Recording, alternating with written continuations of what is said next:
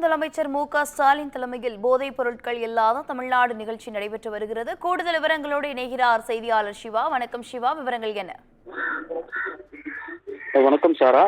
தமிழ்நாடு முதலமைச்சர் மு.க.ஸ்டாலின் தலைமையில் சென்னை பல்கலைக்கழகத்துல காவல்துறை சார்பில் போதைப் பொருட்கள் இல்லாத தமிழ்நாடு என்னும் விழிப்புணர்வு நிகழ்ச்சியானது தற்பொழுது நடத்தப்பட்டு வருகிறது. இந்த நிகழ்ச்சியில கல்லூரி மாணவ மாணவியர்கள் போதைப் பொருட்கள் ஒழிப்பு குறித்த உறுதிமொழியை ஏற்றுக்கொள்கிறோம்.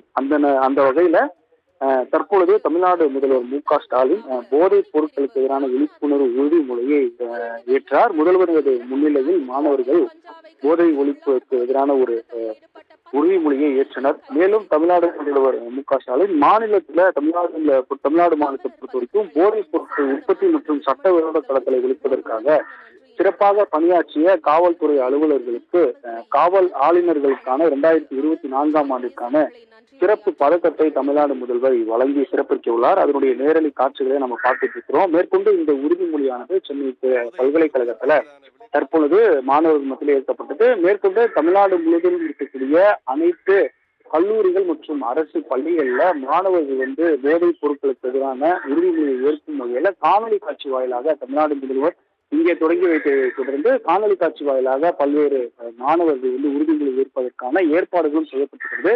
அந்த வகையில தற்பொழுது முதலமைச்சர் இங்கே உறுதிமொழி ஏற்றப்பட்ட போது தமிழ்நாடு முழுவதும் இருந்து பல்வேறு கல்லூரிகளைச் சேர்ந்த மாணவ மாணவிகள் அந்தந்த மாவட்டங்களில் இருந்து உறுதிமொழிகளை ஏற்பதற்கான வசதிகளும் தற்பொழுது செய்யப்பட்டிருக்கிறது. அந்த வகையில தமிழ்நாடு முழுவதும் அனைத்து மாணவ மாணவிகளும் போதைப் பொருட்களுக்கு எதிரான உறுதிமொழியை தமிழ்நாடு முதல்வர் முன்னிலையில தற்பொழுது ஏற்றிருக்கிறாங்க. கடந்த ஆண்டு போதை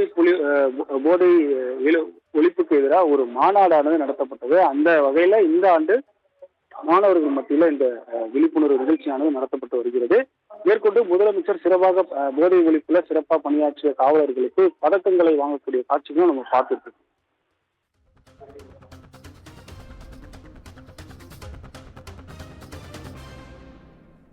விவரங்களுக்கு நன்றி சிவகுமார்.